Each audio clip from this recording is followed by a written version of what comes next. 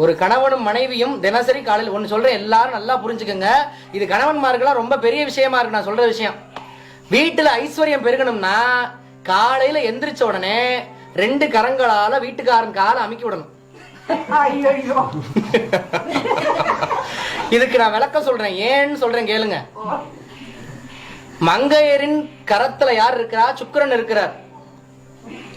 ஆண்களோட கால்ல யார் இருக்கிறார்? சனி பகவான் இருக்கிறார். அப்போ என்ன நடக்குது?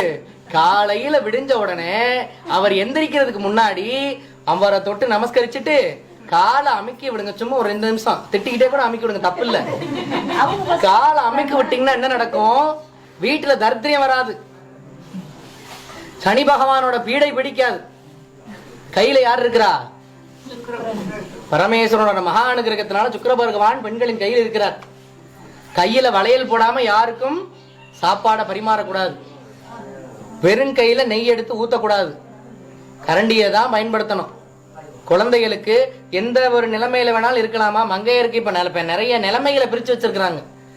சுமங்கலி, அமங்கலி, அது இதுன்னு என்னென்னமோ சொல்லிட்டு இருக்கு. அதெல்லாம் கிடையாது. மங்கைனா மங்கையர்கரசி தான், எல்லாரும் மங்கையர்கரசி தான்.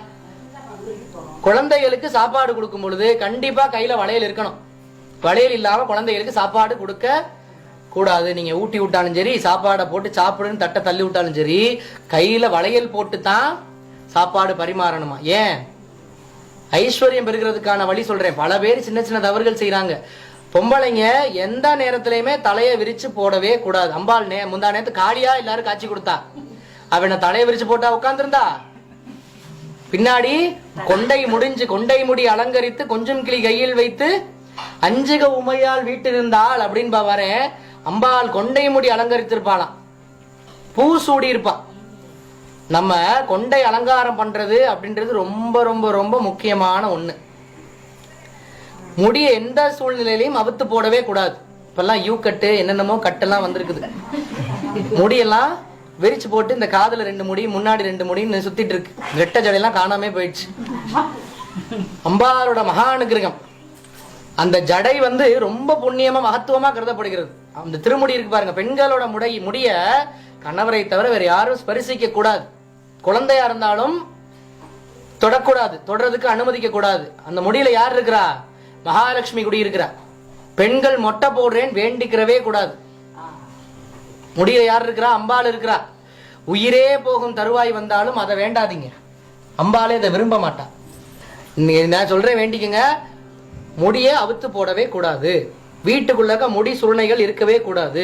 சீப்புல சீவனா உடனே முடிய சீப்புல இருந்து எடுத்துடணும். முடிக்கு அவ்வளவு மகத்துவம் இருக்கு. பெண்களுக்கு இத்தனை ரூல்ஸ் அண்ட் ரெகுலேஷன்ஸ் இருக்கு. ஏன்னா அப்படி எப்படி காமதேனுவுக்கு அங்கமெல்லாம் தேவதைகள் இருக்கிறாங்களோ அது போல மங்கையருக்கு அங்கமெல்லாம் தேவதைகள் இருக்கிறாங்க. நமக்கு வேணா நம்மளோட மகத்துவம் தெரியாம இருக்கலாம். பெண்ணாய் பிறந்த அனைவருமே பூசைக்கு தகுந்தவர்களாம், பூசை செய்வதற்கு உகந்தவர்களாம்.